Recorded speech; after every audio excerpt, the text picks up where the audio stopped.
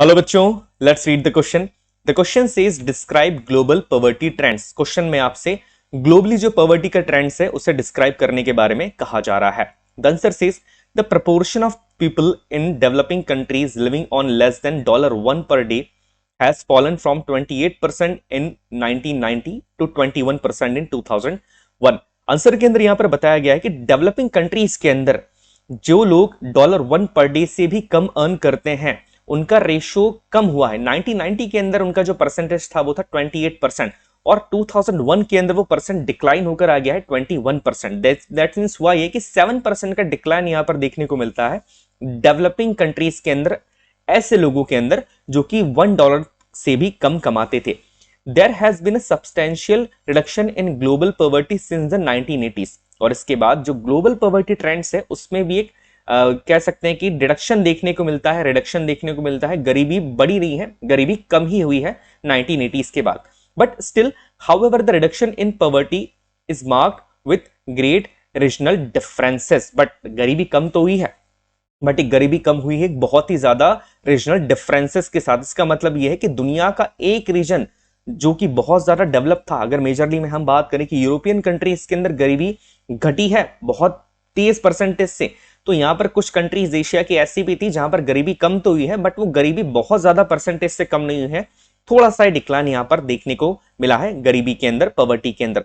Due to rapid economic growth poverty decline in China South Asian countries की economic growth जैसे जैसे होती गई, जैसे जैसे रैपिड इकोनॉमिक ग्रोथ होती गई है 1980s के बाद और स्पेशली 1990s के बाद, जो साउथ एशियन कंट्रीज हैं, जैसे अगर हम बात कर रहे हैं यहाँ पर सिंगापुर की बात कर रहे हैं, चाइना की भी यहां पर बात की जा रही है कि यहां पर गरीबी बहुत ज्यादा कम हुई है, गरीबी डिक्लाइन हुई है।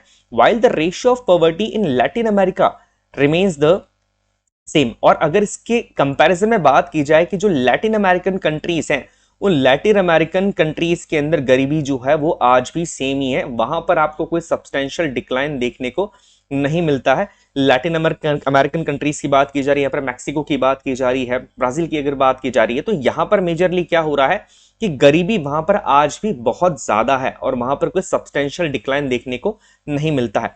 Poverty has also poverty has also resurfaced in some of the socialist countries like Russia where officially it was not existent earlier। देखिए, गरीबी उन कंट्रीज के अंदर भी वापस से रिफर्बिश हो गई है, रिसरफेस्ड हो गई है जहां पर शुरुआती तौर पर गरीबी नहीं है। जैसे कि कुछ सोशलिस्ट कंट्री थी, यहां पर स्पेसिफिकली बात की जा रही है रशिया की। रशिया में शुरुआती तौर पर गरीबी एग्जिस्ट नहीं करती थी ऑफिशियली। अगर ऑफिशियली बात की जाए तो वहां पर पॉवर्टी थी नहीं, बट अगर आज की कंडीशन की बात की जाए, मेजरली 2005 या 6 तक आते आते रशिया के अंदर भी पॉवर्टी का रेशियो बढ़ने लगा था। सो दैट मींस अगर हम यहां पर एक कंक्लूजन निकालें और ग्लोबल ट्रेंड्स की बात करें पॉवर्टी के, तो वो रीजन के हिसाब से डिफरेंस रहे। जैसे कि इंडिया, बांग्लादेश, भूटान भूटान इन सारी कंट्रीज की इकोनॉमी रिवाइव हुई है, बड़ी है।